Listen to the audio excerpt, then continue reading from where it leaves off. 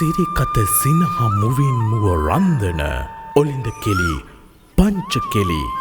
නෙක රටාවන්ගෙන් හැඩවන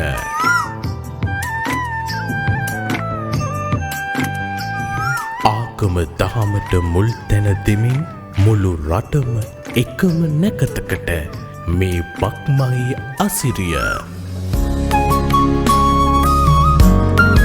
අතින් අතපිරි ඒ අපේ හිතවත්කම් සහෝදර බැලීම් යා කරන මේෂ රාශියේ මහා මංගල්‍යය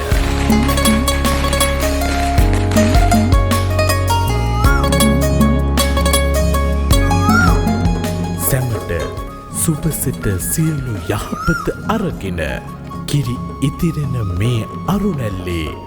අලුත් අවුරුදු ඇවිල්ලා ඔබ සැමට සුබ අලුත් අවුරුද්දක් වේවා